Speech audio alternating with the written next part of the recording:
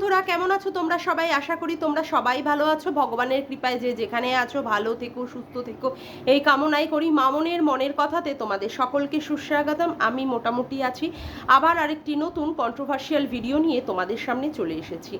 বলছি, ঘোড়ামুখী দালাল, তুই আর কত মিথ্যে কথা বলবি? মানে তুই তো পুরোটা দেখিসও না ভিডিও, ওই কাট কাট কাট কাট করে দেখিস, কিছু কমেন্ট দেখে নিস, দেখে নিয়ে সেই বিষয় নিয়ে ওগলাতে বসে যাস ভিডিওতে। আসলে প্রকৃতপক্ষে তোর কন্টেন্ট নেই বলেই তুই সীমাদিকে নিয়ে, ইপসিতা দিকে নিয়ে, তারপরে সন্দীপকে নিয়ে নিয়ে বসে বসে পিন্ডি চটকাতে বসিস। এটাই হচ্ছে তার প্রমাণ। আচ্ছা, বলছি প্রথমে ইপসিতা দিকে নিয়ে বলি। ও, ইপসিতা দিকে শুধু এখন তুতলি আর ঢেপসিতা। ও, তার মানে নন্দাই নাঙ্গিটা এখন বাদ। ভয় পেয়ে গেছিস বল? হ্যাঁ, বুঝতে পারছি। তুই ভয় পেয়েছিস বলেই সেই জন্য আর মুখটা খুলতে পারছিস না, আর নন্দাই নাঙ্গি বলতে পারছিস না। কারণ অলরেডি তো ইপসিতা দি বলেই দিয়েছে তোর এগেনস্টে কেস করবে, তোর পাড়ায় যাবে, তোর বর যেখানে কাজ করে সেখানে যাবে। তুই পুরোপুরি ভয় পেয়ে ফুস হয়ে গেছিস না? তুই ভয় পেয়েছিস, সেই জন্য শুধুমাত্র বললি কি তুতলি আর বললি ঢেপসিতা, তা ভালো। এই দুটোতে বললে আমাদের কোনো কারোর আপত্তি হবে না, সে তুই বল। আর কি বললি, দাঁত দেখিয়ে দেখিয়ে করে ভিডিও, মানে ফোকলাকে দেখিয়ে দেখায়। বলছি কি, আর তুই যখন ওকে তুতলি বলিস, তাহলে তুতলিও তাহলে অন্য লোককে দেখিয়ে, মানে দাঁত ভেঙিয়ে দেখাতেই পারে। এটা নিয়ে তো তোর সমস্যা হওয়ার কোনো প্রশ্নই ওঠে না।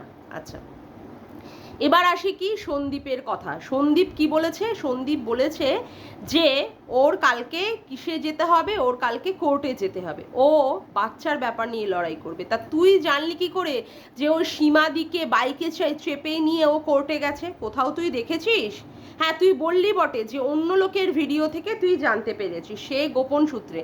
আর কথা হচ্ছে, কে কি গোপন সূত্র মারফত বলছে না বলছে তোর তো বলার দরকার নেই। মানে তোর সব ব্যাপারে তোর এই বিচ্ছিরি নাকটা নিয়ে তোর ঢুকিয়ে দিতেই হবে, না হলে তোর আর হবেই না, তাই না? হ্যাঁ, বুঝতে পারি। আচ্ছা, এবার ব্যাপার হচ্ছে সন্দীপ যে শুধুমাত্র মানে বাচ্চার কাস্টাডির ব্যাপারেই যায়নি তুই, বা গেছে, তুই বা জানলি কি করে? মানে সন্দীপ শুধুমাত্র সীমাদির ব্যাপারে গেছে তা তুই কি করে জানলি? দেখ, আজকে সন্দীপের ভিডিও এসে গেছে, সেখানে সঙ্গীতা ম্যাডাম আছেন, সেখানে সন্দীপ আছে, সেখানে অনেকেই আছে। এবং সেখানে যে সন্দীপ তার নিজের কেসের ব্যাপারেই গেছে, বাচ্চার ব্যাপারেই গেছে, সেটা আজকে পরিষ্কারভাবে প্রমাণিত। মানে তুই কি বলতো, ওই আধা শোনা, ওই এইটাই হচ্ছে সবচেয়ে মানুষের সবচেয়ে বড় দোষ। ওই আধা শোনা, আধা দেখা জিনিস নিয়ে যে বলতে বসে যাস না, মানে কপচাতে বসে যাস, এটা হচ্ছে সবচেয়ে বেশি ভয়ঙ্কর। আসলে কি বলতো, তুই তো অর্ধ শিক্ষিত, তুই তো পুরোপুরি শিক্ষিত না। আজকে যদি তুই পুরোপুরি শিক্ষিত হতিস না, তাহলে তোর কথায় সেই রকম লজিক থাকতো, সেই রকম যুক্তি থাকতো, সেই রকমভাবে তুই কথাগুলোকে পরিবেশন করতে পারতিস। কারণ তুই তো পুরোটা শিক্ষিতই না, পুরোটা শিক্ষিত না বলে অর্ধ শিক্ষিত, ওই অর্ধ দেখা অর্ধ শোনা নিয়ে ভিডিওগুলো করতে বসিস বলেই সেই জন্য প্রচণ্ড পরিমাণে অসুবিধা হয়। আচ্ছা, এইবার আসি কিছু কথা বলতে তোকে। কি ব্যাপারে কথা বলবো? যা সন্দীপ তার ছেলের ব্যাপার নিয়ে বলছে, ছেলে তার সম্পদ কিনা, ছেলে তার কাছে সম্পদ কিনা। ছেলেটা সত্যি তার, বুঝেছিস? ছেলেটা তার সম্পদ হোক, তার সম্পত্তি হোক, সব কিছুই তার। তুই বেশি কথা বলতে আসিস না। যার মা কিনা 2.5 বছর বয়সে ছেলেটাকে ফেলে রেখে চলে যেতে পারে, বাচ্চার যখন মায়ের প্রয়োজন, মাতৃদুগ্ধের প্রয়োজন, সেই সময় সেই মা অন্য পরপুরুষকে দুগ্ধ খাওয়াতে চলে গেছে। সেই মা নিজের মানে কি বলবো, শরীরের জ্বালা মেটানোর জন্য কোনো কিছুই ছাড়িনি, গয়না গাটি থেকে কোনো কিছুই ছাড়েনি, এমনকি খাটটাও পর্যন্ত, যাতে করে যে খাটে ছেলেটা শোয় সেই খাটটাও পর্যন্ত নিয়ে গেছে। এই ব্যাপারে তুই আবার কিছু বলতে পারবি না। কাকে বলতে পারবি? সন্দীপকে বলতে পারবি। কি বলবি? তোমার তো অনেক ক্ষমতা আছে, তুমি কেন তোমার মানে ছেলেকে অন্য খাট কিনে শোয়াও না? তুমি 3 লাখ টাকা দিয়ে বাইক কেনো। তাহলে তুই যখন এই প্রশ্নটা করছিস, তুই ওই গামলাকে প্রশ্ন করতে পারতিস যে গামলা, তোর তো একটা মাত্র ছেলে, সেই ছেলেটা যে খাটে শোয়, তুই সেই খাটটা কি করে নিয়ে আসলি? হ্যাঁ, তুই সেই খাটটা মানবিকতার খাতিরেও তো মানুষ এই খাটটাকে তার বাচ্চাকে দিয়ে আসে, যে না আমার বাচ্চাটা এখানে আছে, আমার বাচ্চাটা এই খাটে শোবে। কই সেই প্রশ্নটা তো করলি না। তুই নাকি সত্যিই কথা বলিস, সবসময় সতের পথে চলিস, কই সেই প্রশ্নটা তো তুই করতে পারছিস না। হ্যাঁ, তার মানে তুই এই সমস্ত সত্যি কথা তুলে ধরতে পারবি না। তুলে ধরতে পারবি না, তোর এখানেই অক্ষমতা। অন্যান্য মানে দালালির ক্ষেত্রে হয়তো অক্ষমতা আছে টাছে হয়তো বা। এবার আসি বলি সন্দীপ কি বলেছে। সন্দীপ বলেছে যে তার বাড়িতে মানে তার ছেলেকে কেউ ভালোবেসে দমদমের কাকিমা তাকে একটা ছেলেকে গণেশ দিয়েছিল এবং তার সাথে একটা গলার চেন দিয়েছিল, সেই গলার চেনটাও উধাও। তার সাথে তার মায়ের তিল তিল করে জমানো পয়সা দিয়ে অনেক কষ্ট করে করে তার মা একটা শাখা বাঁধিয়েছিল, হ্যাঁ মানে শিলাদেবীর শাখা বাঁধিয়েছিল তার ছেলের বউয়ের জন্য, সেই শাখাটাও উধাও। তারপরে শিলাদেবীর মা বাবাও মনে হয় কষ্ট করে তার ছেলের বৌমা মানে নাতির মানে বউকে কানের দিয়েছিল, সেইগুলো সব উধাও। তা বলি কি তুই যখন প্রশ্নটা করছিস আজকে সন্দীপকে যে হ্যাঁ রে তুমি এত পয়সা ইনকাম করো, তাহলে তুমি তোমার মাকে কেন করে দিচ্ছ না, তাহলে তো তুই এই একই প্রশ্নটা তো গামলাকেও করতে পারতিস যে গামলা তুই যখন কোনো কিছুই তোর জিনিসপত্রগুলো যখন কোনো কিছুই তোর শ্বশুরবাড়িতে রেখে আসিসনি, তাহলে তুই কোন সাহসে ওদের দেওয়া জিনিসগুলো তুই নিয়ে আসলি, ছেলেটাকে নিয়ে আসলি না, কিন্তু ছেলেটাকে দিয়েছে কেউ গলার চেন, সেই চেনটাকে তুই কি করে নিয়ে আসতে পারলি? কই এই সৎসাহসের এই প্রশ্নটা তো তুই গামলাকে করতে পারলি না, হ্যাঁ গামলাকে তো তুই করতে পারলি না, বাচ্চাটাকে ফেলে চলে আসলি, ভালো কথা। তাহলে বাচ্চাটাকে ফেলে আসার সাথে সাথে বাচ্চাটাকে কেউ যদি গলার চেনটা দিয়ে থাকে, তাহলে সেই গলার চেনটা নেওয়ার অধিকার তো গামলার নেই। তাহলে গামলা কোন সাহসে তার মানে বাচ্চার গলার চেনটাকে সে নিয়ে আসতে পারলো? আচ্ছা এইবার আসি যে বরের সাথে সে সংসার করবে না, হ্যাঁ চুল্লু খেয়ে উল্লু হয়ে থাকে বর, হ্যাঁ বর এতটাই খারাপ যে বর নাকি কি করে অন্য মহিলার দিকে মানে পাড়াতুতো কাকাতুতো অন্যান্য মহিলাদের দিকে নজর, আবার বলে নাকি সে ফিজিক্যালি হ্যান্ডিক্যাপ্ট। জানি না অন্য মহিলাদের দিকে নজর হলে সে কি করে যে ফিজিক্যালি হ্যান্ডিক্যাপ্ট হয়, তার দ্বারা যে কি করে একটা বাচ্চা হয়েছে সেটাই পর্যন্ত আমি বুঝে পাই না। যেই সন্দীপের সংসার সে করতে চাইলো না, অথচ সন্দীপের শ্বশুর বাড়ি থেকে মানে সন্দীপের বাড়ি থেকে সন্দীপের নিজের বাড়ি থেকে যে সমস্ত জিনিসগুলো গামলাকে দেওয়া হয়েছিল সেগুলো স্ত্রী ধন বলে সেগুলো নিয়ে যেতে হবে। বারে বাহ কি ক্ল্যারিফিকেশন, কি যুক্তি না! বাপের বাড়ি থেকে যে জিনিসগুলো দেওয়া হবে সেটাও স্ত্রী ধন, শ্বশুর বাড়ি থেকে যেগুলো দেওয়া হবে সেটাও স্ত্রী ধন, সবই যদি স্ত্রী ধনের মধ্যেই পড়ে তাহলে তো বউকে তাহলে সেই শ্বশুর বাড়িতেই সংসার করাটা উচিত। বরকে পছন্দ না, শাশুড়িকে পছন্দ না, অথচ তাদের দেওয়া জিনিসগুলো খুব পছন্দ। বারে বাহ বাহ বাহ, তালিয়া পে তালিয়া দেনা চাইয়ে না, বাহ এইগুলো হবে স্ত্রী ধন। বাহ কি সুন্দর কথা না তোর, যুক্তির পরে যুক্তি আছে তোর। হ্যাঁ যে নিজের জিনিসগুলো খুব সুন্দরভাবে বুঝে গুছিয়ে এমনকি কাঁথাটাকেও পর্যন্ত ছাড়িনি, ভাবা যায় কি লেভেলের, পুরো অন্য লেভেলের মহিলা, কাঁথাটাকেও পর্যন্ত ছাড়িনি, নিজের জিনিস পাই টু পাই বুঝে নিয়ে এসেছে। পাই টু পাই সেখানে কি করতে হয়েছে, সেখানে সন্দীপদের বাড়ির জিনিসগুলো নিয়ে আসতে হয়েছে। হ্যাঁ বাচ্চাটাকে নিয়ে আসিনি, অথচ বাচ্চাটাকে কেউ দিয়েছে একটা গলার চেন, সোনার চেন, সেইটাকে তার নিয়ে আসতে হয়েছে। শাশুড়িকে আমার পছন্দ না, শাশুড়ি থাকলে ছেলের বউ বলেছে সংসার করবে না, সেখানে সংসার হবে না, এত অত্যাচারী শাশুড়ি, সে নাকি মুখ পুড়িয়ে দেবে বলেছে। ওরে বাপরে বাপ, অ্যাটেম্প টু মার্ডার করেছে, অথচ শাশুড়ির দেওয়া মানে কি বলে শাখা বাঁধানো সেইটা খুব পছন্দ হয়েছে, সেটা আবার স্ত্রী ধন। না স্ত্রী ধন সেইটাকে নিয়ে আসতে হয়েছে। শাশুড়িকে পছন্দ না, শাশুড়ির মা, সেই মাকে পছন্দ, সেই মা কোনো একটা কানের দিয়েছে, সেই কানেরটাকে নিয়ে আসতে হয়েছে। বাহ রে বাহ বাহ বাহ, স্ত্রীধন, হ্যাঁ স্ত্রীধন মানে তোদের পিছনে না শুধুমাত্র গরম গরম লোহার শিক দিয়ে দিয়ে ঢোকানো উচিত, বুঝেছিস? জানোয়ারগুলো কোথাকারে, হ্যাঁ জানোয়ার শিক্ষা দিতে বসেছো তুমি, ডায়লগ দিচ্ছ, ডায়লগ। সন্দীপ বলেছে ভগবান বিচার করবে, ভগবান তোমার কেনা নাকি? না, ভগবান কারোরই কেনা না, সবাই সবারটা দেখতে পারবে, এখানকার জিনিসই এখানে দেখা যাবে, বুঝলি রে ঘোড়ামুখী? তুই এমন একটা ডায়লগ মারছিস যেন তুই কত সবার খেয়াল রাখিস না, হ্যাঁ উপরে শ্বশুর শাশুড়ির কত খেয়াল রেখেছিস, নিজের বাবা মায়ের কত খেয়াল রেখেছিস, ছেড়ে দিলাম বাদ দে, শ্বশুর শাশুড়ি বাবা মা বাদ দে, তুই তো বরেরই কত টেক কেয়ার করিস। হ্যাঁ দেখি তো, ওই জন্য বরের একটা মাত্র ছুটির দিনে সেখানে বরটা পর্যন্ত খাবার খেতে পারে না, মানে টিফিনটাও পর্যন্ত বউ যে তৈরি করে দেবে, এত সুদর্শন এত গুণী বউ, সেই বউ টিফিনটা পর্যন্ত করে দিতে পারে না। বরকে বাইরে থেকে পরোটা কিনে আনতে হয়, সেটাকে আবার কি করে খেতে হয়, ওই প্যাকেটের মধ্যে মোড়কের মধ্যে করে খেতে হয়।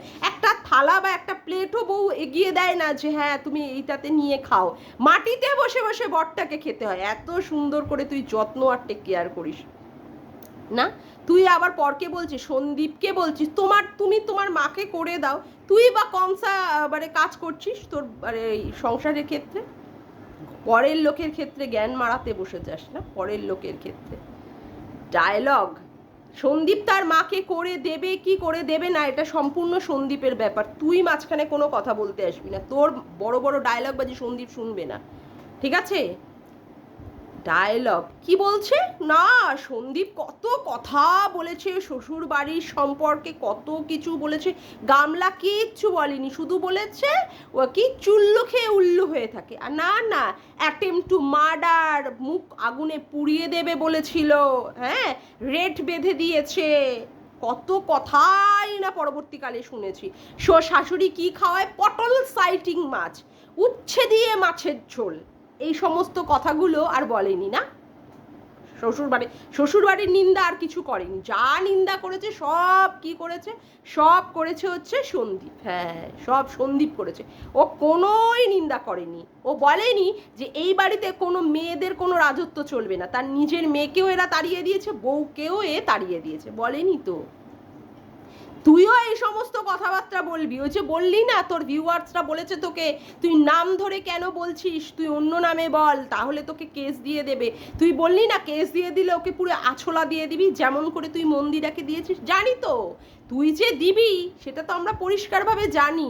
এখনো পর্যন্ত তুই মুখ খুলতে পারবি না গামলার এগেনস্টে, যে এত নোংরামি পানা করছে, যে এত অসভ্যতামি পানা করছে, তার এগেনস্টে তুই কোনো কথাই বলতে পারবি না।